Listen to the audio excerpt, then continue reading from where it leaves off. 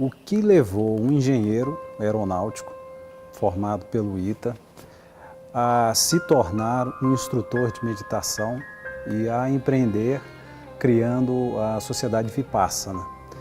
Como foi esse encontro, né? Qual foi o estopim, qual foi a razão que levou o Regis por este caminho?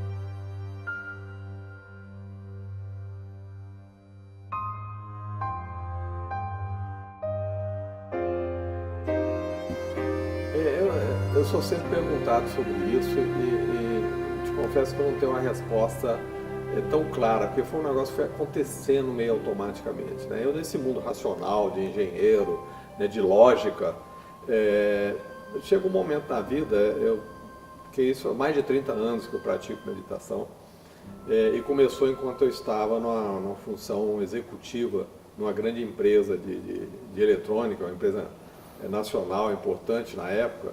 Eu era diretor dessa empresa e tinha uma vida que me levou até essa posição, inclusive, meio de workaholic, né?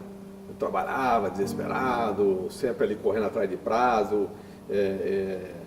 Chegou numa época em que a competição muito acirrada, são várias empresas bastante competitivas, é um mundo moderno de tecnologia, de rapidez, de mercado, de tecnologias, de marketing, né? Tudo isso é muito agitado, muito provocativo, muito intenso.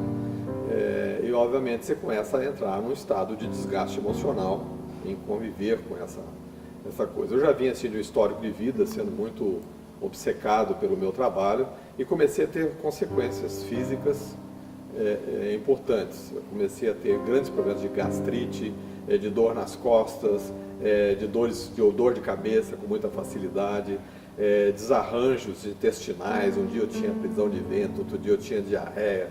Era uma vida assim que todos que estão me ouvindo devem conhecer esses momentos da vida em que a gente exagera no desgaste emocional e começa a ter distúrbios, tá, em toda a parte do corpo, nas suas funcionalidades, né?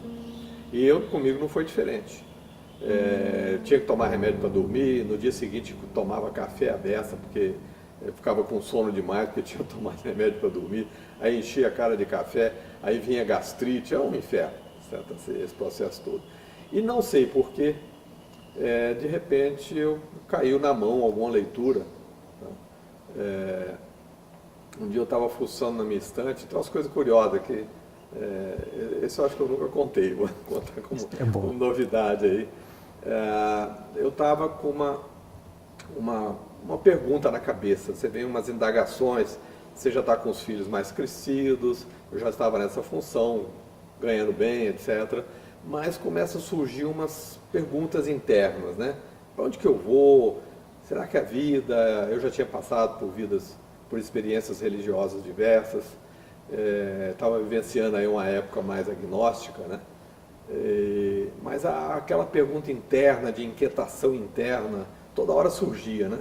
Cara, onde é que vai isso? O que será a vida depois da morte? O que será que a religião ensina assim, ensina assado? Essa pergunta ficava ali pipocando na minha cabeça.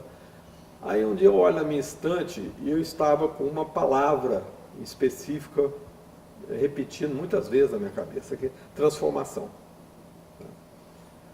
Aí eu estou no meu escritório lá, eu tenho uma biblioteca com muito livro, gosto muito de ler, e tinha um livro, tá? Estava ali que eu lembrei daquele livro que eu tinha, me deram de presente 20 anos antes.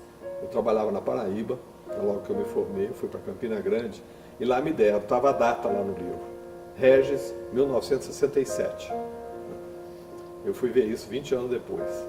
O livro estava lá, eu pego o livro, era um livro de Krishnamurti. Eu pego o livro, eu abro, a página que eu abro, o título é Transformação. Bom, aí eu falei, pô, tem algum sinal para mim nessa história aí, né? Desperta toda aquela coisa assim, né? Aí pronto, eu me encantei com Krishnamurti, comecei a ler Krishnamurti adoidado, li todos os livros que eu encontrei, comecei a ver toda a palestra que surgia sobre Krishnamurti. E daí comecei a me interessar por outros assuntos, daí eu comecei a ler muito sobre Ramana Maharshi, que foi um guru indiano, que aí eu comecei a me interessar pelo hinduísmo. E nessa época meio que automaticamente, esse Ramana Maharshi, o ensinamento dele é muito simples, inclusive. Ele diz que, basicamente, o que você tem que fazer é tentar responder a pergunta: quem sou eu?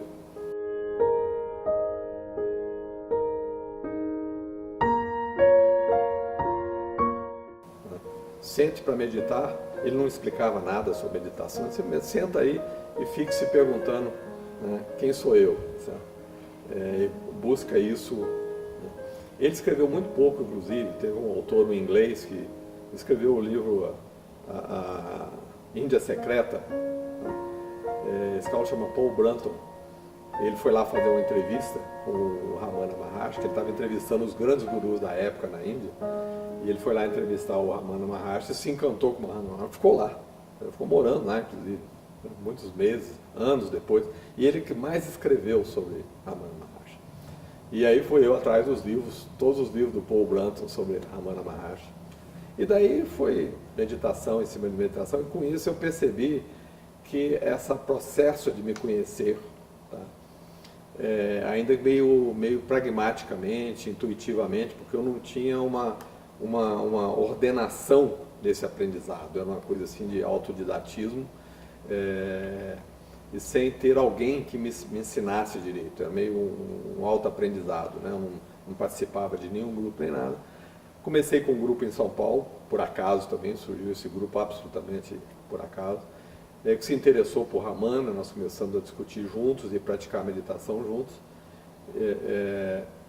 e até que um dia, por acaso também, eu peguei um artigo sobre meditação Vipassana de uma repórter que tinha feito um retiro, né, com o Goenka, aquele famoso retiro de 10 dias, que é tradicional da Vipassana.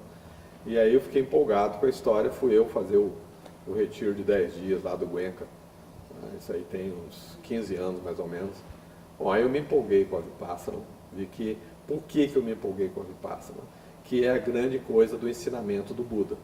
É que ele é muito estruturado. Para uma mente racional como a minha, que gosta muito da lógica, né, daquela coisa do engenheiro, tem que ter começo, meio e fim, tem que ter um direcionamento e tem que ter um método intermediário de progressão, que você possa ir percebendo, né, como você está progredindo. Então ele encaixou assim para mim, entendeu? Na hora certa, da forma certa. Entendeu? Aí eu me encantei com a estruturação da Vipassana e comecei a praticar, me fez um bem muito grande. As pessoas ao meu redor perceberam, inclusive, a diferença na família, né, nos meus amigos, porque eu estava sendo uma pessoa muito mais equilibrada e até mais saudável, né? E aí eu, por acaso, resolvi começar com alguns amigos em casa. E convidei 3 pessoas que foram na minha casa. Uma delas está conosco aqui até hoje, que é a Glícia, certo? Isso foi mais ou menos há uns 10 anos atrás, por aí. E essas 3 pessoas, eu fiz lá um primeiro curso com elas, teve um episódio interessante antes disso, que, não sei, também caiu nas minhas mãos, eu comecei a ficar interessado por Vipassana, e caiu nas minhas mãos um livro do Larry Rosenberg, que é um mestre lá de Cambridge, nos Estados Unidos, de Vipassana. E tinha um livro dele que chama Breath by Breath, Respire, Respire, que está baseado no ensinamento budista, nessa forma paulatina de você praticar a meditação, usando a âncora, a respiração. Por isso que o livro chama Respire, Respire, Breath by Breath. É baseado num discurso do Buda, que tinha o nome de Anapanasati Sutra. E aí eu li esse livro, me encantei com o Larry.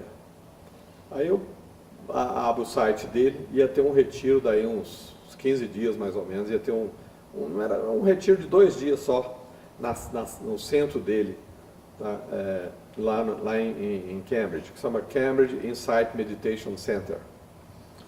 Aí eu marquei um voo, baixo lá, sem programar nada direito, fui lá atrás do Larry, né, nesse evento com ele lá. E chego lá, já primeiro dia, logo cheguei em cima era um retiro de 2 dias só, um sábado e um domingo. Aí eu baixo lá e tento falar com ele estava envolvido com o retiro, não podia me atender. Aí eu fiz uma carta para ele contando quem eu era, que eu tinha que falar com ele todo dia, que eu fui lá só para isso. Aí ele abre lá um momento lá no meio do retiro para me receber. Aí nós começamos a conversar eu conto a minha história para ele, que eu comecei com Krishnamurti, depois fui para o Maharshi, Ramana Maharshi, depois Thich Nhat Hanh, me encantei com Thich Nhat Hanh também.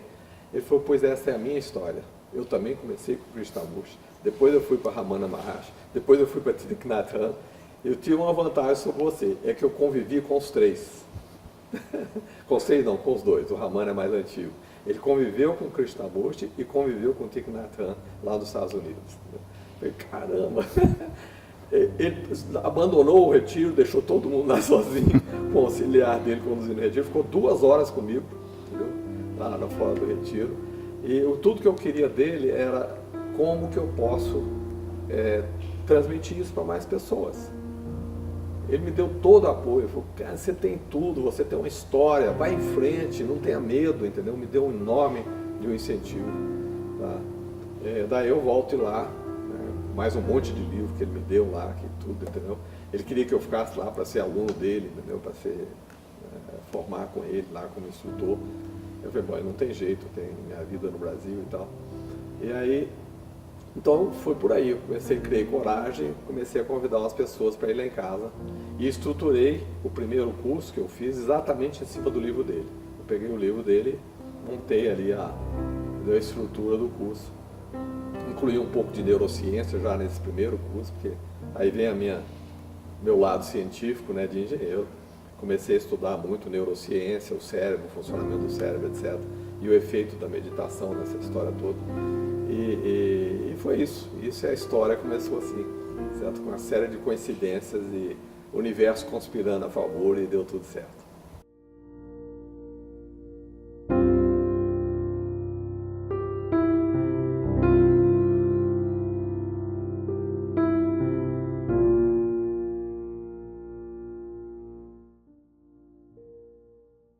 Se você fosse considerar um legado de todo esse período que você fez nos cursos aqui na Vipassana, tanto na sede nova como na antiga, ou como na sua casa, que você começou na sua casa, qual é o maior legado que você acha que você vai deixar para essa comunidade que frequenta e que tem um interesse pela meditação? Olha, a grande coisa disso tudo é você ver que esse ensinamento tão antigo, né, tão bem estruturado, é difícil até você conceber como é que um ser, né, teve essa percepção de organizar isso de tal forma há 2.500 anos atrás, e hoje a ciência esmiuça isso de tudo quanto é jeito e continua ensinando do mesmo jeito que ele ensinou há 2.500 anos atrás. Então a minha grande alegria, que você está chamando de legado que eu vou deixar, é ter percebido esse ensinamento e ter sido um agente de propagação desse ensinamento. Então eu não vejo, a minha contribuição para o ensinamento é mínima, porque ele é tão completo, tão bem estruturado, entendeu? Que ninguém precisa de contribuir nada, só basta fazer com que as pessoas aprendam isso. Entendeu? Basta seguir exatamente como ele ensinou. Não precisa de inventar nada, não precisa de criar outros métodos. Ele cobre todos os aspectos do comportamento humano com uma precisão, com uma percepção intensa, profunda, entendeu? A intuição dele é algo assim, completa, perfeita, profunda, entendeu? Então, o legado é ter a disposição e a sorte, tá, de ter um público interessado, receptivo a esses ensinamentos e ser um veículo desses ensinamentos. Tá? Não querer inventar, procurar fazer da forma simples como ele ensinou, não querer personalizar. Entendeu? É uma das coisas que ele insistia, não transforme isso como achar que você é um guru. E aí já me entra inclusive o ensinamento de Krishnamurti, que se recusou a ser um guru, na época, né, prepararam ele para ser um guru, ele se recusou a ser, e esses ensinamentos para mim são muito básicos, entende? Não tem que pessoalizar. Eu vejo muitas instituições que começaram como a nossa aqui, a maioria delas com um viés mais religioso, coisa que nós não temos aqui, que cria mais fidelidade, mas também limita, porque as pessoas às vezes têm uma reação a religiões que nós ocidentais consideramos mais exóticas, né? Então, o fato de nós termos nos afastado de qualquer conotação religiosa dá uma abertura bastante mais ampla, né? Então, isso nos dá a possibilidade de propagar muito mais esses ensinamentos, certo? E ver como a sociedade moderna está precisando disso, entendeu? Uma dimensão enorme, certo? O quanto que há demanda para isso. Então, o grande legado é você ver que você trouxe um ensinamento tão profundo, tão perfeito, tão completo, tão fácil de passar, né? E que as pessoas estão ávidas por ele. Então, o legado é garantir, tá, que nós tenhamos uma base de propagação mais ainda, cada vez mais. Hoje você vê, hoje nós vamos começar um curso aqui, tem 215 inscritos, certo? Certamente virão aqui 150 pessoas. O que nós calculamos que mais ou menos 9.000 pessoas a 10.000 pessoas já fizeram o curso aqui conosco. Se 10.000 pessoas passaram por aqui, se desses, sei lá, 50%, entendeu, se beneficiaram em termos de entender melhor as suas emoções, de poder melhorar a sua qualidade de vida e melhorar as suas relações de qualidade de vida com as pessoas do seu entorno, você imagina, não tem nada mais rico do que isso, cara, entendeu? O que uma pessoa pode fazer que seja melhor do que isso, certo? Então essa possibilidade de você estar de forma simples, entendeu, ajudando as pessoas a melhorarem a sua qualidade de vida e o seu entorno, entendeu? Isso é a maior gratificação que uma pessoa pode ter na vida. Entendeu? Só posso dizer muito obrigado por isso tudo.